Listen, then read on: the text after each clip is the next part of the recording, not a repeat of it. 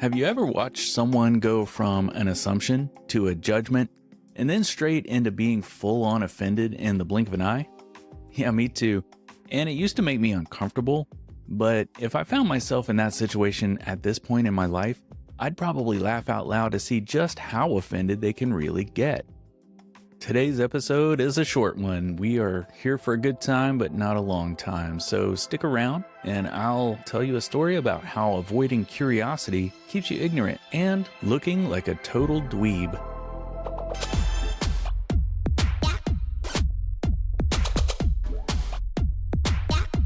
This is A Joyful Rebellion, the podcast that explores that moment you realize the life and success you worked so hard to create didn't come with all the fulfillment you thought it would.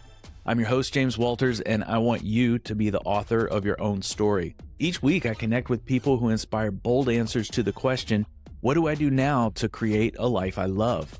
If you're ready to start answering that question for yourself, you're in the right place. So let's start a joyful rebellion. Everything I'm about to describe took place years ago, but it left enough of an impression that it comes to mind every now and then. And that's my subconscious letting me know I either need to write it down or get the lesson out of my head and into the world in some other way. So here we are. All of this went down in the ballroom of a fancy hotel. It was about an hour before the guests were supposed to arrive for a wedding reception, and the room was bustling with banquet staff getting all the final details in place.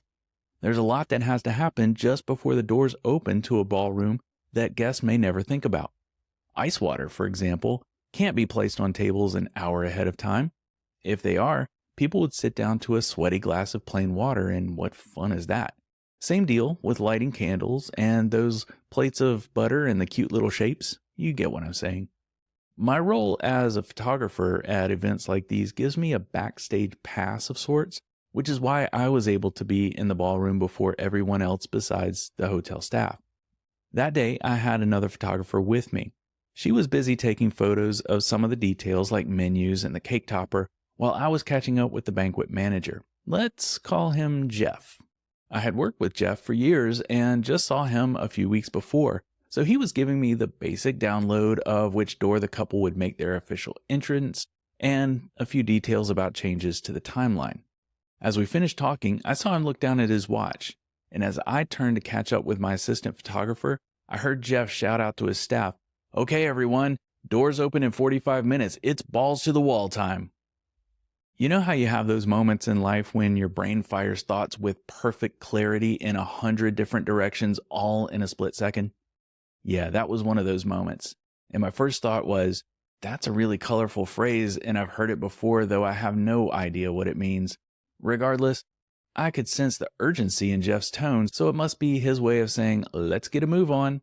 My second thought was, why does my assistant have that look on her face like she just took a big gulp of spoiled milk? And my third thought was about the candles and how they still needed to be lit before I could really start taking photos of the table arrangements, and the other 97 thoughts got progressively mundane from there, so I won't bore you.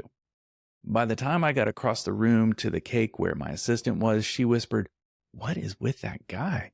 And I said, "What do you mean?" She said, "He's out here yelling something about balls to walls, and how is he even in charge shouting stuff like that to his staff? Like, what are they going to do? Just go over there and smash themselves up against the wall? This isn't some frat house, and what the hell does it even mean?" I said, "I don't really know the origin, but I get the sense it's supposed to be more motivating than vulgar." Then she shot back, "Where I used to work, you could get fired for saying something like that." And that's where the conversation ended, at least for an hour or so, because we still had work to do. But after the couple made their grand entrance, had their first dance, and gave a welcome speech to their guest, it was dinner time, which for us meant there wasn't much to do since people tend to frown on having their photo taken while in the middle of chewing their surf and turf. So with at least 45 minutes to kill, I hit up the bar for an ice-cold Coke.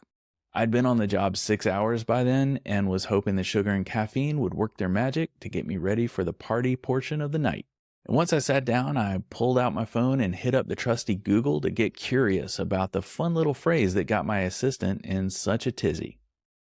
It turns out, and to the great disappointment of easily offendable people everywhere, The phrase has absolutely nothing to do with smashing male sex organs up against an actual wall. Weird, right? Well, not so much. The term comes from way back in the early days of military aviation, and I have to admit I did not see that one coming. You see, it turns out planes don't have a gas pedal like we do in cars. A lot of them do have pedals, but in planes those are used for steering, not for going faster. The throttle on a fighter plane looks a lot like the gear shifter in a car.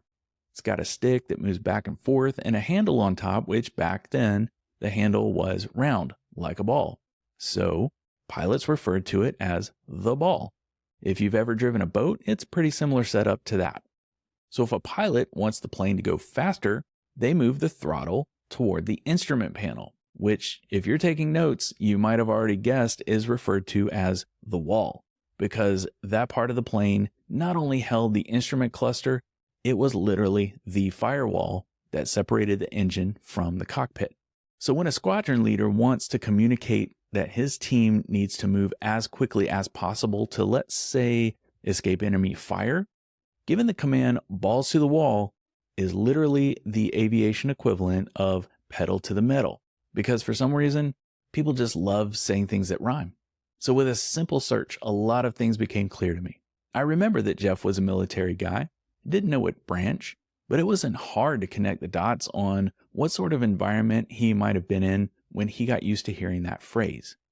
I felt enlightened and admittedly a little smug as I looked across the table at my assistant, who still thought Jeff was some perv who advocated people dry humping the architecture or whatever other wild visions her imagination coughed up. I did eventually tell her the real meaning behind the phrase and could tell by her wrinkled up nose that she was let down by the explanation and would likely cling to her meaning for at least a little while until the fog of her indignation had lifted.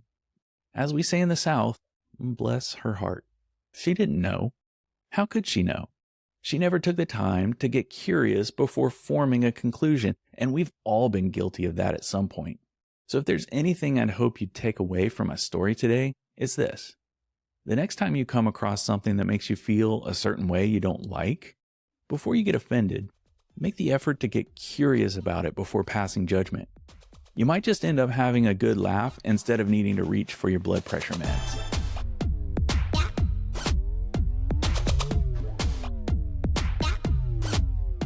Thank you so much for joining me today, and be sure to come back next week. Oh, and can I ask a favor? I love connecting with people who have either led their own joyful rebellion or professionals who help others through that journey. So if you know someone like that, there's a big yellow button on the homepage at ajoyfulrebellion.com. I'd really appreciate you reaching out with a suggestion or introduction. Thanks again, and I'll see you back here next week.